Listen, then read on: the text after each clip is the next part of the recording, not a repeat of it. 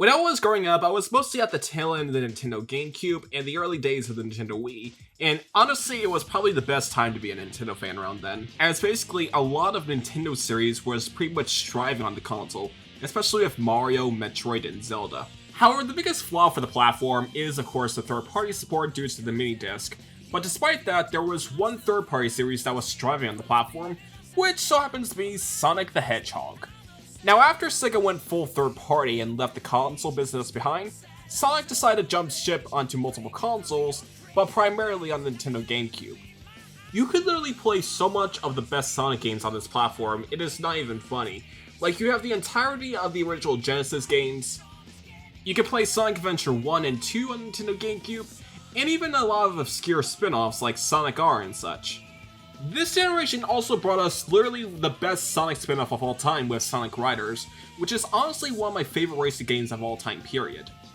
Which is honestly so good, it's literally on par with Mario Kart Double Dash. But among all the Sonic games that are released on these platforms, there was no other one that was very distinctive and beloved like Sonic Heroes.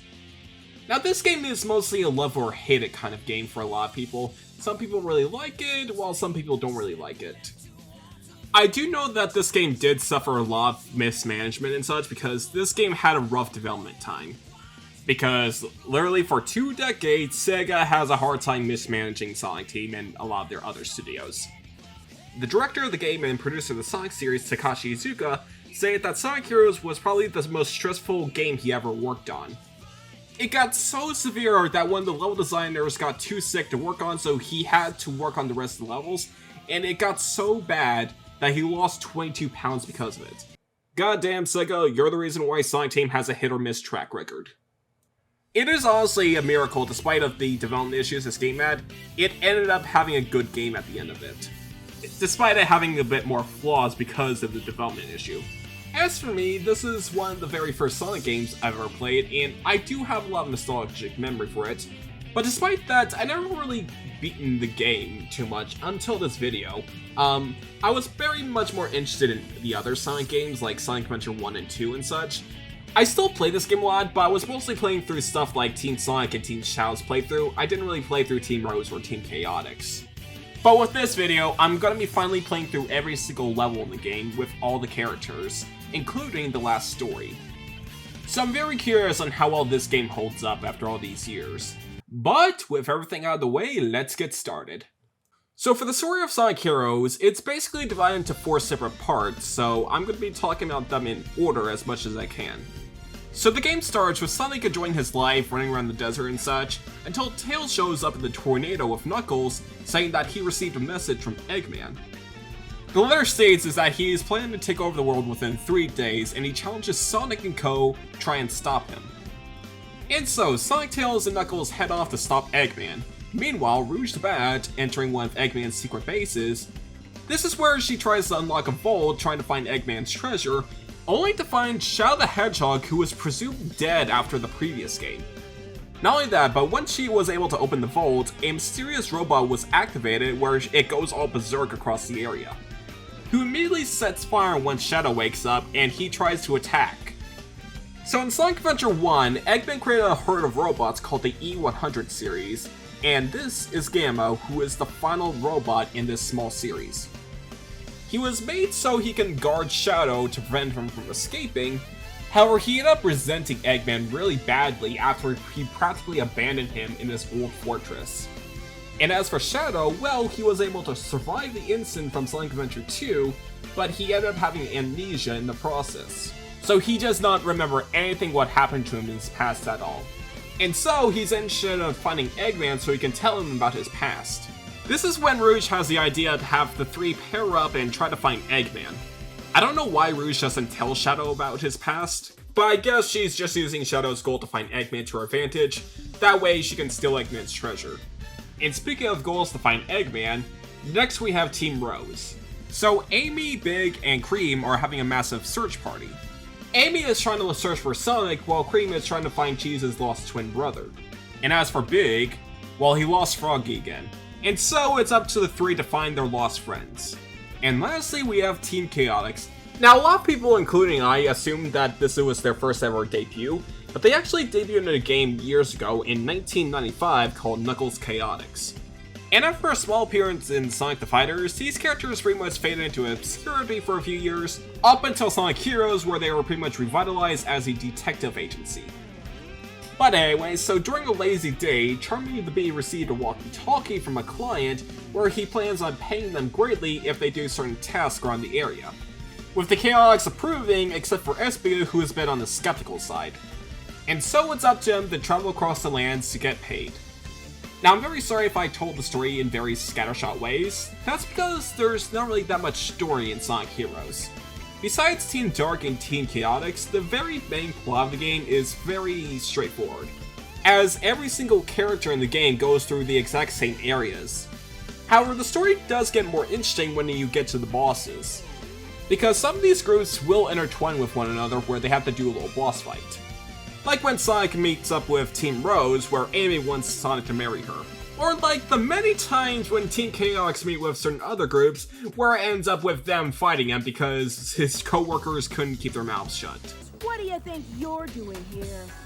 Who's this broad? And as for the Eggman boss fights themselves, well, this is when things get a bit more interesting with the story. So every time you try to defeat Eggman, it turns out to be a fake. But what makes it interesting is that these Eggman dummies aren't made by Eggman himself, with Tails even being caught on by this. That's because this mysterious dummy is actually a much more intelligent robot that's copying data across the land. He was able to copy both Sonic and Shadow, who is the ultimate life form, and at the end of Team Rose, it's revealed that he also kidnapped Froggy and Chocola. That's because Froggy has remnants of chaos inside of him after the events of Sonic Adventure 1, and he also has a close connection to the Chows, which is why he kidnapped Chocola. Not only that, but also when you go to the ending of Team Dark, when Rouge was trying to search for Eggman's treasure, but then she discovers that Eggman was copying Shadow, and she wonders if the Shadow that she came along with is a robot as well. And lastly, with Team Chaotix, they were able to finally confront with their client, which turns out to be Eggman, who was trapped in this room this whole time. However, things get really bad for him once the Chaotix realize that he was pretty much swindling him and they're not going to get paid for this. Some nerve promising what you ain't got. We've been had. Just wait a minute. Just listen to me. Take this, you bad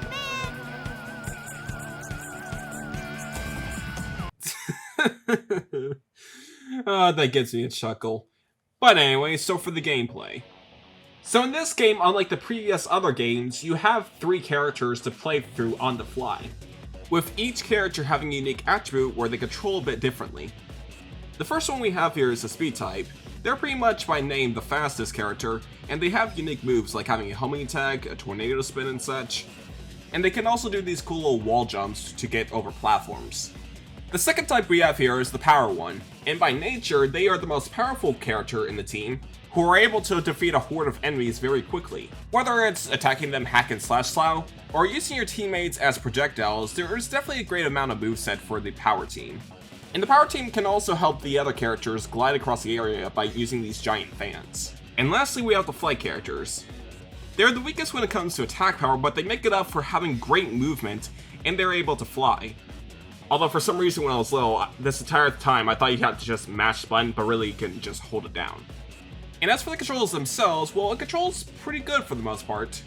The Speed characters feel a bit too slippery for my taste sometimes, especially considering that how fast you go and you kind of lose control of your movement. But that's fine because the other 2 types control a bit better when it comes to moving. When it does a bit more tight platforming, I mostly switch to the Flight team because they have the smoothest control. It's not as good as Sonic Adventure 1 and 2, but even still, for what it's trying to do, I think Sonic Hero pulled it off pretty well. Mostly because the level design themselves complement the gameplay. So for Sonic Heroes, there's about 7 worlds to explore with 2 levels in each, making up a whopping 14 levels to have. And all the levels in this game try something unique from one another, and they really stick out really both level design wise and aesthetically. Seaside Hill is the first ever level in the game, and this shows a really good introduction of the game. There's a bunch of good branching paths that complements each of the types. The speed in this game is also very exhilarating, and it's just a really fun first introduction. And its second level, Ocean Palace, is another really good one where it introduces you to new elements like the cannons. where you use these to try and platform across a bunch of giant turtles. And it things off with a really cool chase against these giant wheel things. The Metro City levels are also pretty good as well. I like the main thing where you have these little blue energy things that has you flinging across the area. The casino levels return to this game in full force as you have a lot of interesting things with pinball. I also like the second level where you have these areas where you're doing a little bingo minigame. And it's always very satisfying to get a good amount of bingo cards right, and get a great amount of rings so you can get a high rank. Rail Canyon I think is the weakest bunch of levels. This is the one where it's mostly focused on rail grinding. The controls are very similar to Sonic Adventure 2 when it comes to rail grinding, where it's mostly momentum based. But my problem with it is that sometimes the direction of the rails could be a bit too aimless at times, and there are some times when I thought it was a rail you can grind on, but it turns out you can't. Not to mention, there were multiple times during grind railing sessions I just constantly fall off because my character just missed the landing. And as for the forest levels, I honestly like the first one, although I feel like the second one they kind of dragged on, although part of it was kind of my fault because I kind of made it more difficult. And also the quickie collision of the rail grinding is back with this one section that I constantly keep falling off the area. And it was also annoying because I was trying to get a special key to the level, and I constantly die, so I have to go all the way back to get the key again. But things get a lot better when we get to the next one, which is the haunted house levels. Now I've gotta say, I really love haunted themings. It's one of my favorite aesthetics next to snow themes. And these two levels does wondrous things. I like the main gimmick in one of them where you have these little orb things that constantly shifts the mansion around. Like when you're outside, for example, when you hit the orb, everything becomes upside down. And at the near end of the level, you have this little gauntlet area where you need to use your platforming skills to your best use. And lastly, we have the Eggman Fortress levels. Now obviously, since these are the final ones, they're going to be the hardest, and they definitely give you a good challenge. With the only really annoying part I had in this area was probably the final bit where you have to dodge these lasers constantly, and things off with a super laser you have to dodge, and it's very picky on how to dodge it. And speaking of annoyance, I think it's very appropriate to talk about the difficulty in this game. Now Sonic Heroes isn't really a hard game per se, but it is definitely a fairly challenging game.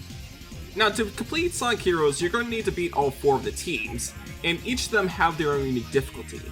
Like Team Sonic, for example, being the normal mode, with each level taking roughly 6 minutes, while Team Dark is the hard mode, taking about 10 minutes. Team Rose is considered the beginner road, and I recommend if you're trying this game for the first time to try them first.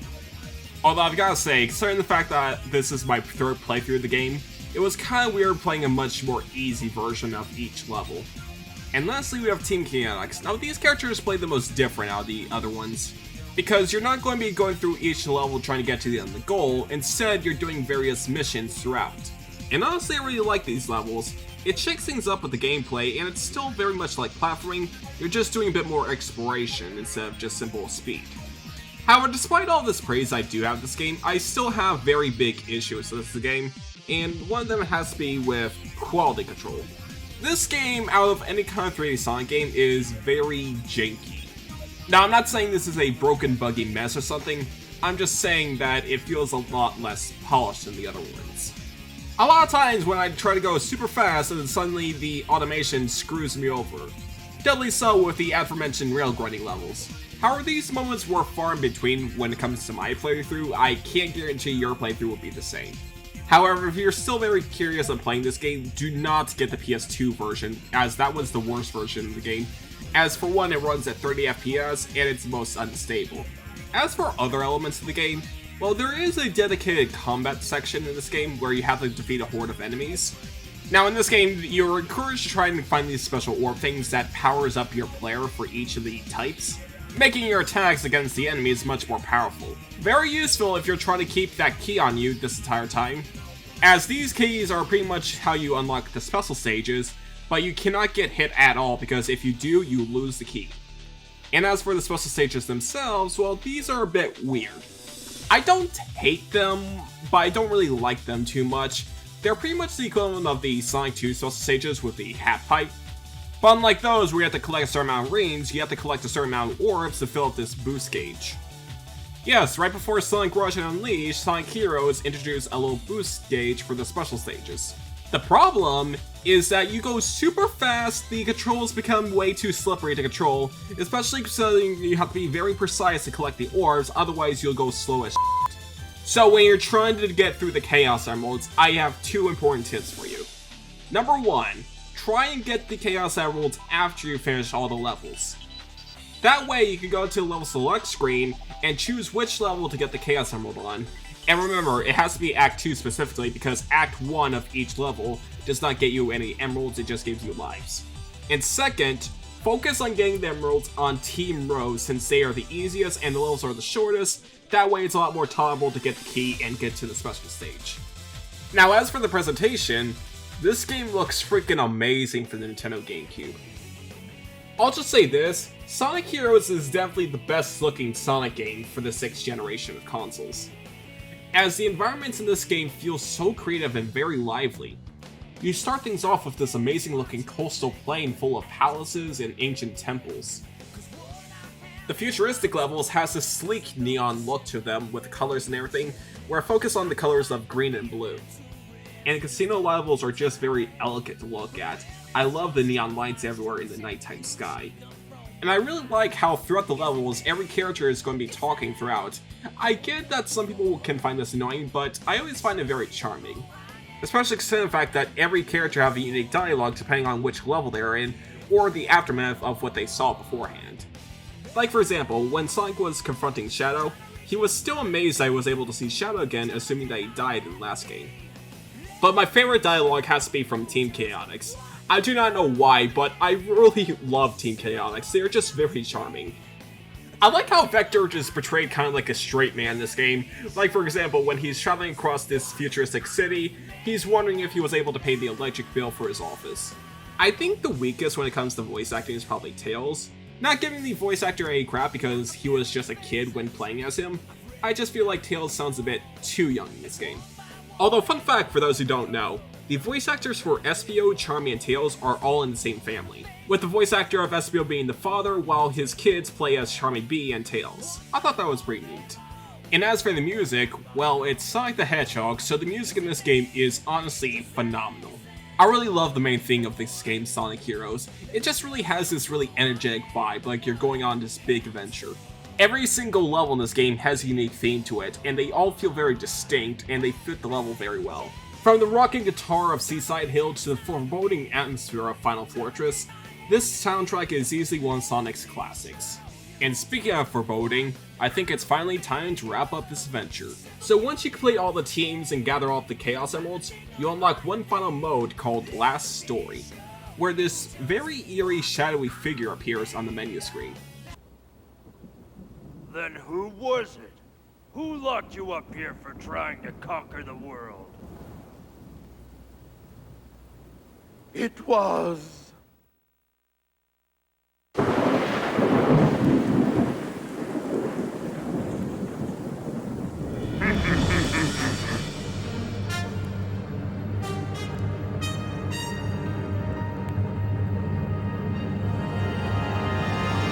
All living things kneel before your master.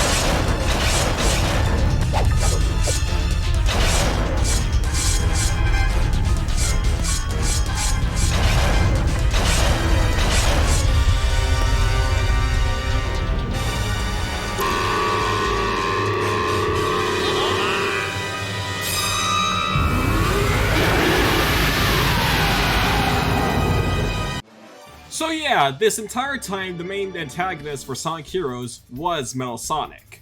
After being defeated by Sonic multiple times, Metal Sonic ends up being full with envy against him. as Metal Sonic's biggest goal is trying to be the superior Sonic. And in order to do so, he betrayed Eggman, locking him in that room and taking over his entire fleet. And after that, he was using a special AI he created to copy the data of the most powerful creatures like Sonic, Shadow, and Chaos.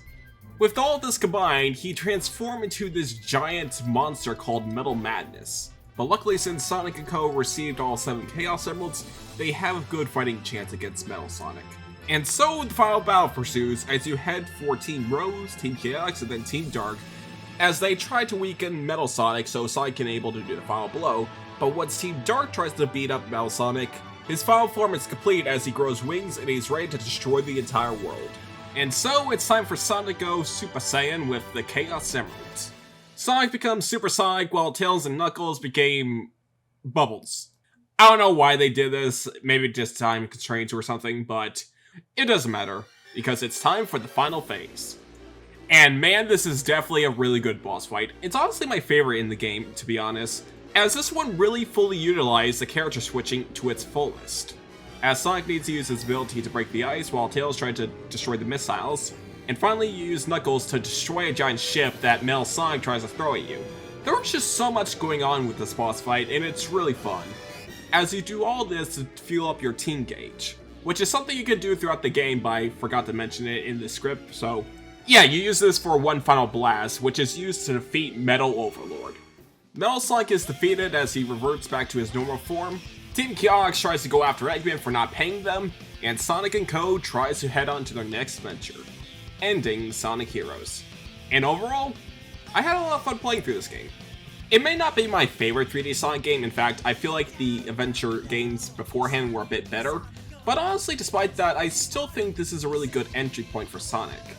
It's still one of the more flawed 3D Sonic games. I don't really mind if you don't really like this game because I understand. But regardless, I think this is a solid 7 out of 10 game. This is definitely a game I'm going to be playing over the years. And I'm very glad that I was able to finally replay through this game for the first time in years, because I was able to gather a brand new appreciation for Sonic Heroes, so that is always really nice. And as for what's next, well, I posted a poll on the community tab on which game I should do next. By the time I'm recording this, it's too early to tell which wins, because I posted it on Saturday, but whatever wins will be the next video. But that'll do for today, so thank you for watching, and I'll see you later. Bye-bye!